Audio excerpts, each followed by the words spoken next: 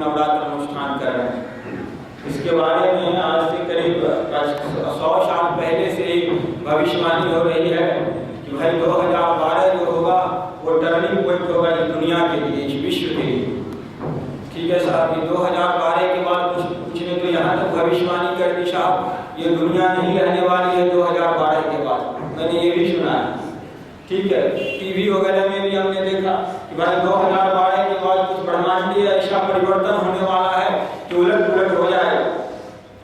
लेकिन इसी समय हमारे गुरु परम पूज्य पंडित श्री राम शर्मा आचार्य जी ने घोषणा किया कि 2012 के बाद सृष्टि विनष्ट नहीं होगी बल्कि सृष्टि और सुंदर बनेगी। इनका एक उलट वाणी था। कबीर जो थे, दुनिया कह रही थी साहब सृष्टि विनष्ट होगी, लेकिन इन्होंने कहा नहीं साहब सृष्टि सुंदर बनेगी। ठीक है भाइयों, गंगा यमुना और सरस्वती ये तीनों का संगम जब होता है तो कहता है साहब वो तीर्थराज कहलाता है।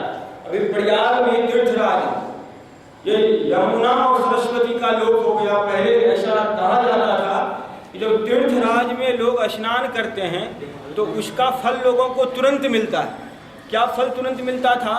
कहता था अगर बगुला तीर्थराज में स्नान कर ले तो वो हंस बन जाता था, और अगर कौवा उस तीर्थराज में स्नान कर ले तो वो कोयल बन जाता था। अभी जो हम लोग भाइयों शक्ति की उपासना कर रहे हैं तो बहुत लोग बहुत तरह की उपासना कर रहे हैं। हम देख रहे हैं कि कोई काली की उपासना कर रहे हैं, कोई दुर्गा की उपासना कर रहे हैं, कोई लक्ष्मी सरस्वती सारा। लेकिन शक्ति की 3 धाराएं होती हैं। परम पूज्य गुरुदेव ने कहा कि भाई शक्ति की जो 3 धाराएं हैं सरस्वती, लक्ष्मी और काली, ये तीनों का समन्वित रूप गायत्री है। अगर आप सिर्फ गायत्री की उपासना इस विशेष समय में कर रहे हैं, देखिए विशेष समय कैसे है साहब? पहले तो हमने बताया आपको ये 2012 का एक विशेष समय, ये 100 वर्षों के बाद का समय है। परम पूज्य गुरुदेव का जन्म शताब्दी वर्ष, 100 वर्षों का एक ये विशेष समय। दूसरा साहब किशोरावस्था, ये हमारे उम्र का भी संधि काल है।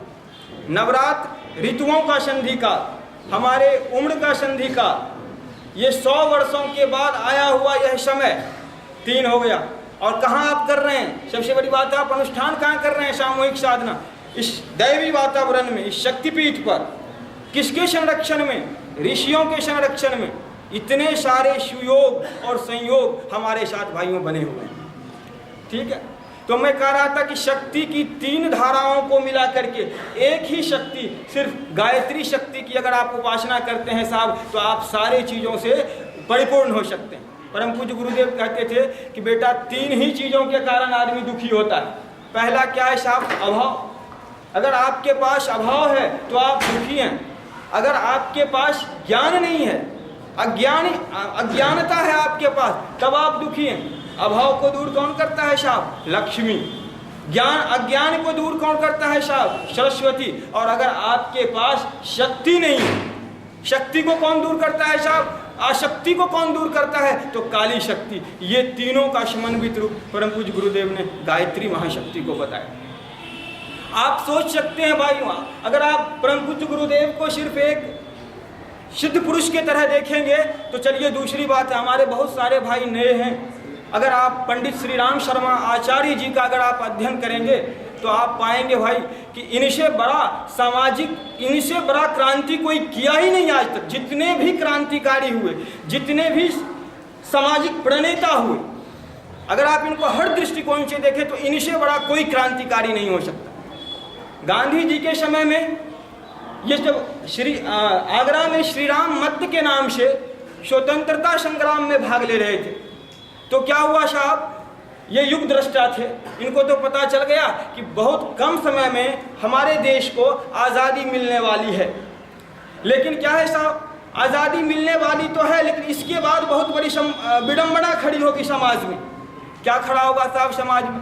कि आज़ादी तो मिल जाएगी लेकिन सामाजिक व्यवस्था चरमराएगी। आज आप क्या हो रहा है साहब समाज में? आप देख रहे हैं ना साहब, वर्ग विभाजन हो गया, सारा चीज हो गया। कैसे हो गया? इसका भाइयों परम पूज्य गुरुदेव ने अपने पुस्तक में लिखा है कि राजनीति ने कम किया, धर्म ने ज्यादा विभाजन कर दिया।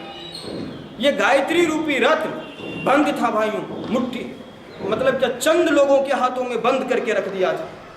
तब ऐसे अवतारी चेतना आए और इन्होंने किया, बड़ा घोषणा किया था साहब 1958 के यज्ञ में, जब इन्होंने कि साहब गायत्री दीक्षा सारे लोगों के लिए गायत्री रूपी इस रत्न को खोल दिया, तो हाहाकार मच गया पूरे देश में। अरे ये आचार्य जी क्या कर रहे हैं साहब, आचार्य जी ने गायत्री को खोल दिया, सारे लोग महिलाएं गायत्री जपेंगी, वर्णाश्रम व्यवस्था था साहब, शूद्र गायत्री जपेंगे, अनर्थ हो जाएगा।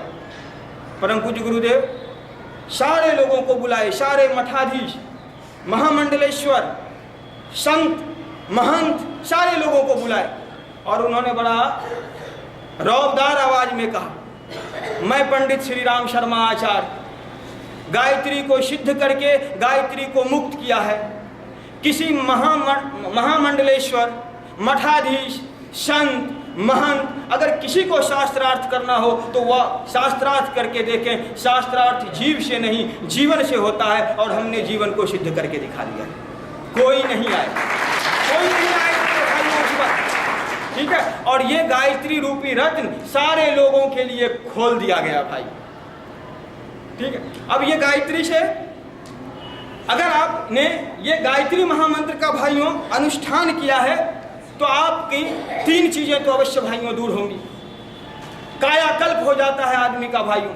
मैंने बोला कितने बगुला को कोयल बनते देखा गया और कितने बगुला को हंस बनते देखा गया और कितने कौवे को कोयल बनता देखा गया है इस गायत्री जप के द्वारा। तो 3 चीजें, कायाकल्प होता है। कायाकल्प का मतलब क्या होता है? तो कायाकल्प का आयुर्वेद में जो मतलब होता है वो ये होता है साहब कि अगर कोई बूढ़ा व्यक्ति है तो कायाकल्प के द्वारा वो युवावस्था को प्राप्त कर लेता है। लेकिन परम पूज्य गुरुदेव ने जो बताया कायाकल्प के बारे में कि बेटा गायत्री जपने के बाद आकृति तो वही रहती है लोगों की, लेकिन प्रकृति बदल जाती है। ऊपर वाला वेशभूषा आपका वही रहेगा, लेकिन क्या होगा साहब, सोचने का, चिंतन करने का ये आपका तौर तरीका बदल जाएगा। लोग कहेंगे साहब अरे भाई ये आदमी को तो हमने 5 साल पहले भी देखा था, ये आदमी को 5 साल बाद भी देख रहे हैं। अगर वो सही मायने में गायत्री की उपासना कर रहा होगा तो 5 साल पहले आपने उस दूसरे व्यक्ति को देखा होगा और 5 साल बाद आप दूसरे व्यक्ति को देखेंगे, और अगर वो इसी तरह जुड़ा रहा तो नेक्स्ट 5 साल के बाद आप तीसरे व्यक्ति को भी उसमें देख सकते हैं। यही प्रक्रिया है मित्रों गायत्री उपासना की। 3 चीजें आपकी दूर होने लगेगी भाइयों। पहला अभाव, दूसरा अज्ञान, और तीसरा वो जो आपकी शक्ति, शारीरिक शक्ति की कमी होती है। अदम्य आत्मबल आ जाएगा आप में, साहस आ जाएगा, जीवटता आ जाएगा। स्वामी विवेकानंद ने एक जगह का लिखा था कि बिना आत्मबल के पहलवानों की शक्ति निर्बल हो जाती है और विद्वानों की विद्वता मूर्खता में परिवर्तित हो जाती है। आत्मबल नहीं रहेगा तो ना तो आप अपने शारीरिक शक्ति का प्रदर्शन ठीक से कर पाएंगे। ज्ञान बहुत है साहब, लेकिन अगर आत्मबल नहीं है तो फिर आपको शक्ति, मस्तिष्क में शक्ति है लेकिन अगर हृदय में शक्ति नहीं है तो उस ज्ञान को भी हम रिप्रेजेंट नहीं कर पाएंगे। मित्रों गायत्री साधना के द्वारा यही आत्मबल मिलता है जो वशिष्ठ के पास था। उस समय का चक्रवर्ती सम्राट विश्वामित्र ने सारा राजपाट छोड़ दिया था इस गायत्री की साधना के लिए।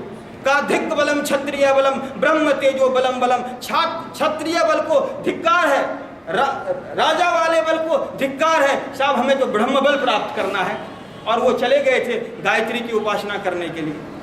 भाइयों कहने का मतलब यह है कि हम लोगों को जो सौभाग्य मिला है उसे हम लोग कैश करें इस सौभाग्य, क्योंकि सौभाग्य ही दुर्भाग्य बन जाता है अगर सौभाग्य का उपयोग सही समय पर लोग नहीं कर पाता है तो।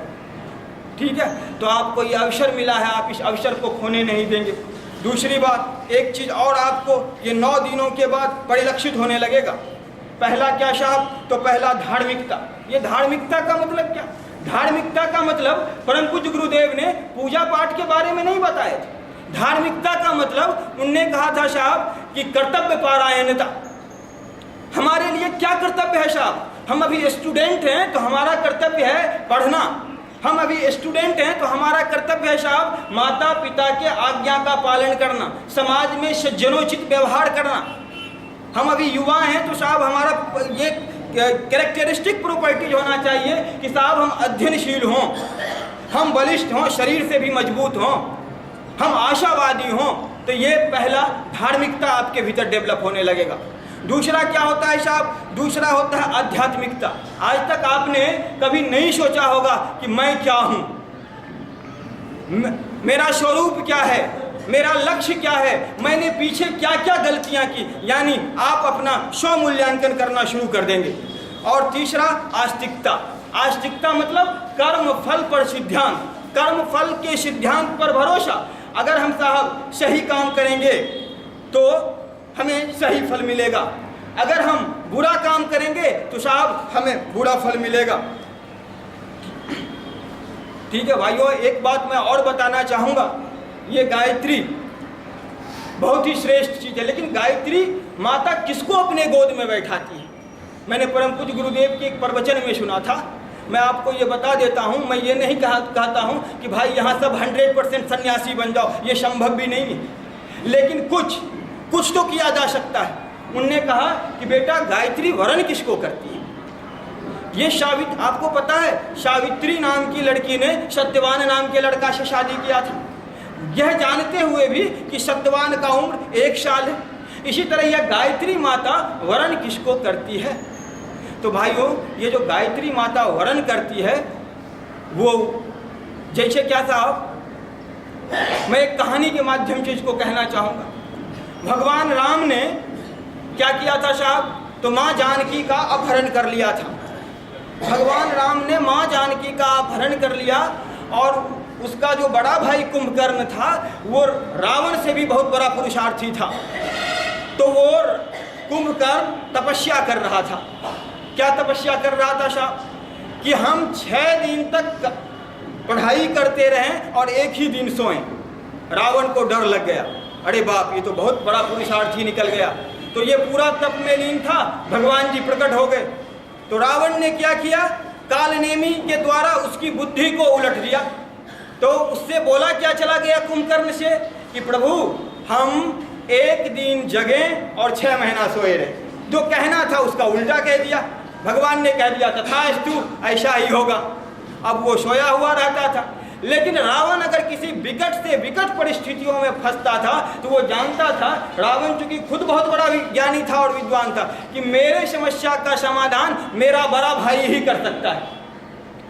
ठीक है, तो क्या हुआ कि माँ जानकी का जब वो अपहरण करके ले गया तो वो बहुत प्रलोभन देता था कि देखो भाई, आजकल क्या होता है ना कि अगर स्टेटस आपका ज़्यादा अच्छा हो तो आपका रिश्ता अच्छे घर से आता है, पद अच्छा हो, थोड़ा सा जायदाद हो। तो वो कहता था माँ जानकी को कि देखो सीता, मैं वो क्या कहते हैं पुष्पक विमान से चलता हूँ, किसी को छत का भी घर नहीं है, सोने का घर है मेरा। ठीक है, बहुत मेरे पास डिग्री है, मैं बहुत क्वालिफाइड व्यक्ति हूँ, ऐसा वैसा बहुत तरह का प्रलोभन। लेकिन वो साधारण स्त्री तो थी नहीं साहब, साधारण लड़की तो वो थी नहीं जो उसके तरफ अट्रैक्टेड हो जाते। ठीक है साहब, तो वो कहा कि भाई अब क्या करें, अब क्या करें? तो कुंभकर्ण के जगने का समय हो गया। वो जब कुंभकर्ण जगे तो उनने कहा भैया अब क्या होगा, ये जो सीता है बताइए हम कितना, अगर हम इतना दूसरों को कहते तो कब को शादी की तैयार हो जाती, लेकिन ये सीता तो हो ही नहीं रही है तैयार, सीता तो हमको वरण करना चाह ही नहीं रही है। तो कुंभकर्ण ने कहा रावण, तुम इतना विद्वान होकर के भी मूर्खता भरी बातें कर रहे हो। सीता साधारण स्त्री नहीं है, सीता शक्ति है, सीता गायत्री है। वह भीतर के स्वरूप को देखती है। राम वनवासी जरूर है, राम के पास कुछ नहीं है, ये बात भी सही है, लेकिन उसका जो भीतर का स्वरूप है वो तुमसे श्रेष्ठ है। इसलिए शक्ति राम को ही वरण करेगी, रावण को वरण नहीं कर सकती। गायत्री राम को ही वरण करेगी, सावित्री सत्यवान को ही वरण करेगी, चाहे उसकी उम्र 1 साल ही क्यों नहीं हो।